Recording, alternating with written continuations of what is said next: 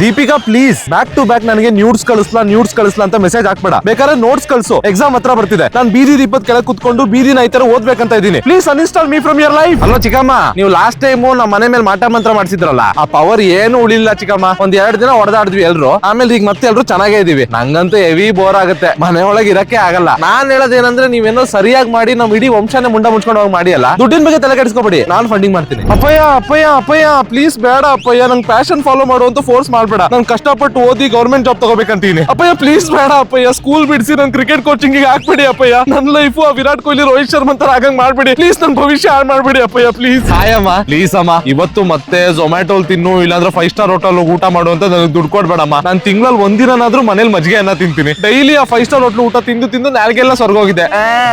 ಯಾವ ತರ ಫ್ರೆಂಡ್ಸೋ ನೀವು, ನನಗ್ ಸಾಲ ಕೊಟ್ಟು ವಾಪಸ್ಸೇ ತಗೊಳಲ್ಲ ಅಂತಿರಲ್ಲ. ನಾನು ಸಾಲ ವಾಪಸ್ ಕೊಡಕ್ ಬಂದಾಗೆಲ್ಲ ಮತ್ತೆ ನನ್ನ ಅಕೌಂಟಿಗೆ 1 ಲಕ್ಷ ಹಾಕ್ತೀರಾ. ನನಗ್ ಸಾಲ ಕೊಟ್ಟು ನೀವೇ ನನಗ್ ಬಡ್ಡಿ ಕಟ್ತಿರಲ್ರೋ. ಅಲ್ಲೇ ಎಂತ ತಮ್ಮನೋ ನೀನು. ಅಪ್ಪ ನಾಸ್ತಿ ಅಷ್ಟು ನನಗೆ ಬಿಟ್ಕೊಟ್ಟೆ, ಈಗ ನೀನ್ ಲವ್ ಮಾಡ್ತಿರೋ ಹುಡುಗಿನೂ ನನಗೆ ಮದುವೆ ಮಾಡಿಸ್ತೀನಿ ಅಂತಿದ್ಯಾ. ಎಲ್ಲ ನನಗೆ ಮಾಡಿದ್ರೆ ನೀನ್ ಮೇಲೆದ್ದೇಳೋದ್ ಯಾವಾಗ? ಮೇಲೆದ್ದೇಳ್ಬೇಕು ಅಂತ ಆಸೆ ಇಲ್ದಿರೋ ನೀನ್ ಯಾವ ಸೀಮೆ ತಮ್ಮನೋ?